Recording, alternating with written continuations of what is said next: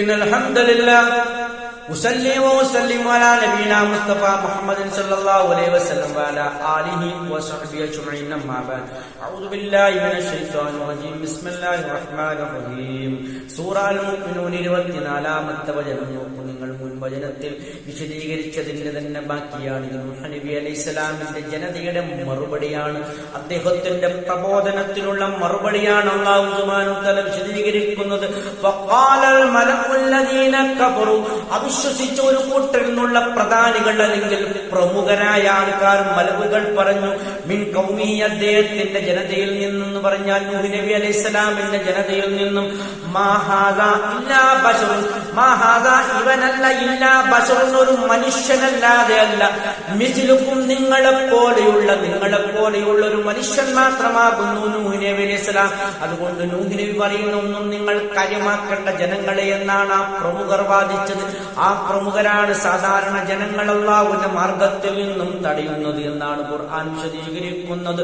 യുരീദു ഉദ്ദേശിക്കുന്നു, അവൻ ഉദ്ദേശിക്കുന്നു, അതായത് നൂഹ് നബി ഉദ്ദേശിക്കുന്നു, അയ്യതഫദ്ദല അലൈക്കും, നിങ്ങളുടെ മേൽ ശ്രേഷ്ഠത ഉണ്ടാകാൻ ഉദ്ദേശിക്കുന്നു, നിങ്ങളെക്കാൾ ഒരു ശ്രേഷ്ഠനാകാൻ വേണ്ടിയാണ് ഇത്തരം വാദങ്ങളുമായി അല്ലാഹുവിനെ മാത്രമേ ആരാധിക്കാൻ പാടുള്ളൂ എന്നുള്ള വാദവുമായി നിങ്ങളുടെ മുന്നിലേക്ക് വരുന്നത്. നമ്മുടെ പാരമ്പര്യവാദം എന്താണ്?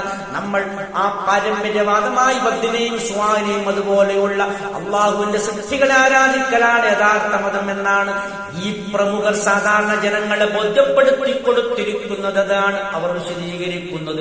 അത് മാത്രമല്ല, അള്ളാഹ് ഉദ്ദേശിച്ചിരുന്നുവെങ്കിൽ അവർ പറയുകയാണ്, അള്ളാഹുവിന് അവർക്ക് പരിചയമുണ്ട്. നൂഹ് നബി അലൈഹിസ്സലാമിന്റെ ഖൗമിന് അതാണ് അവർ പറയുന്നത്. അള്ളാഹ് ഉദ്ദേശിച്ചിരുന്നുവെങ്കിൽ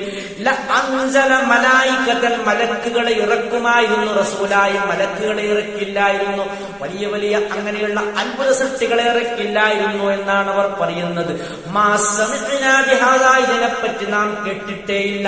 ഈ നൂഹിന് പറയുന്നത് ഒരു പുത്തൻ വാദമാണ്, പുതിയ കാര്യമാണ്. ഇതിനെപ്പറ്റി നാം ഇതിനു മുമ്പ് കേട്ടിട്ടേയില്ല. എങ്ങനെ കേട്ടിട്ടില്ല? ഫീ ആബാഇനൽ അവ്വലീൻ, നമ്മുടെ പൂർവ്വപിതാക്കളിൽ നിന്നും നാം ഒന്നും തന്നെ കേട്ടിട്ടില്ല. നമ്മുടെ പൂർവ്വപിതാക്കൾ, നമ്മുടെ അപ്പനപ്പൂപ്പമാരാരും തന്നെ ഈ ഏകദൈവ വിശ്വാസം അല്ലാഹുവിനെ മാത്രമാണ് ആരാധിക്കേണ്ടത് എന്നുള്ള ഈ സിദ്ധാന്തത്തെ പറ്റി പറയുന്നതായി നാം കേട്ടിട്ടേയില്ല. അതുകൊണ്ട് നാം അല്ലാഹുവിന്റെ സൃഷ്ടികളായ ഈ വിവിധങ്ങളായ പുണ്യപുരുഷന്മാരെയാണ്, ബദ്ദുസ്വാഹ് പോലെയുള്ള 5ഓളം വരുന്ന പുണ്യപുരുഷന്മാരെയാണ് ആരാധിക്കേണ്ടതെന്നാണ് അവരുടെ വാദം. ഇതാണ് എന്നും നമ്മൾ മുസ്ലിമീങ്ങൾ കരുതലോടെ ഇരിക്കേണ്ട ഒരു പിഴച്ച വാദമാണ്. ഇതാ അൽഹംദുലില്ലാഹി റബ്ബിൽ ആലമീൻ.